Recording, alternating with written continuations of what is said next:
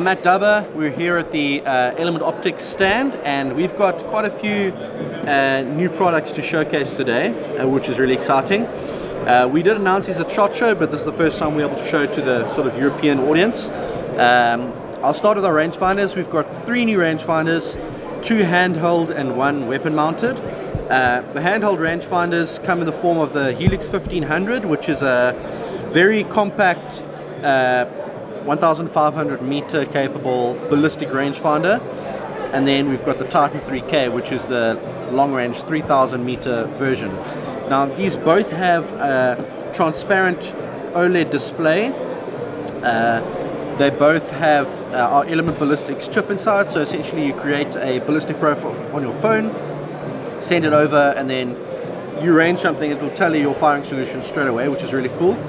But the differences are, this we made it to be small for hunting, whereas this one we were able to add a few more features to make it more long range friendly. We've got 18650 battery in here, which is nice and big with USB-C charging, so you can sort of, when you're driving out to the range or whatever, you just plug it in your car and top up the battery. And we've also got a tripod mount over here, so you can put it on a base plate for a tripod, and that allows you to keep it really still, which is important when you're ranging a tiny target at very long range. So yeah, Titan 3K, Helix 1500, and then we've got this little guy, which is our new rangefinder module.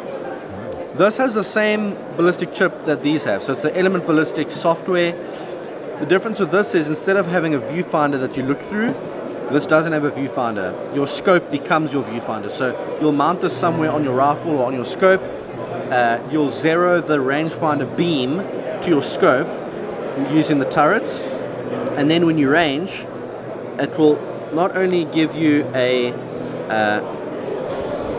your range and your firing solution here in MOA or mil or clicks or whatever, but it can also send that data through to our Element Optics Hyper 7 rifle scope. So those scopes work really well together. But yeah, we wanted to make it clear that this is not only for the Hyper 7. You can put this on any rifle and gives you instant firing solution without having to pick up a rangefinder separately. So that's awesome. Wow. And then if we come along to this side, we've got our new Helix HD binoculars. We're very excited about these because obviously binoculars are something you need when you're out hunting. We've kind of gone another level. We've got the 8x42 and 10x42 Helix HDs. They both have ED lenses, so the optical quality is really good. And we're including this bag with it. So this is included, chest-mounted bag. It's got pockets, it's got a waterproof cover in here. Molly on the side and the bottom if you want to add, accessories on the bottom or rangefinders, and then this top part is magnetic, so really easy to pop up and open. And yeah, when you walk around and hunting, if you want to access your binos easily from your chest, we've got that. So new products for 2024, very happy with these. We are now on the FX side, and we've got the new DRS to look at in its various forms. We'll start off with the simplest version of it. This is the DRS Classic in the synthetic stock. Very short, very compact, very low profile, very simple. What's nice about this is because your air cylinders are on the muzzle, you get a sort of a compact but also very robust setup. So you can see this is quite strong here. A little bit different to FX guns of the past. You fill it on the side here with a probe. It'll have I think it's a 14-shot mag in 22, just for reference. And then this is the plenum over here. So this plenum can be switched out if you want. So if you want to go to high power, you can get a longer plenum, switch it out. But yeah, this is sort of the low to mid power version, DRS Classic. And if you move over here, you'll see the same thing in different clothing. This will obviously be a little bit more expensive for the walnut stock, but this is quickly becoming one of my favorites. Really beautiful. It almost looks like an integrally suppressed rimfire or centerfire. It's a small little compact hunting rifle, so I'm pretty happy to play with this and try it out. But yeah, just really beautiful. I don't think there's been many air guns It does look that have cool, looked this nice in quite a while. And then the competition version, this is the DRS Pro. You'll see the plenum is now bigger. That's to obviously get the extra power out of it. But aside from that, it's the same platform. The DRS Pro will have a 700mm barrel.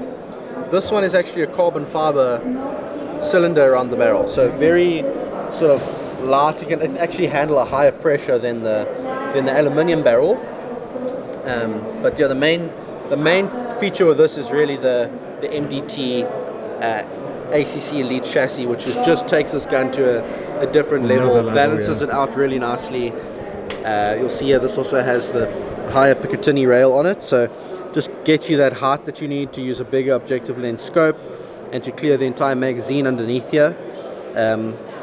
Yeah, this is the one I'm going to be using in competitions, and I dare say it may even replace my Pantera for a while for sort of NRL 22 matches, so very, very cool. I've got a little question. Yeah. So, because the cylinder's round the barrel, Yeah.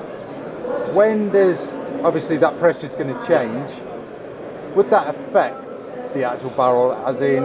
I thought it might have, but Johan sent me a pre-production prototype to test, and it didn't shift anything at all.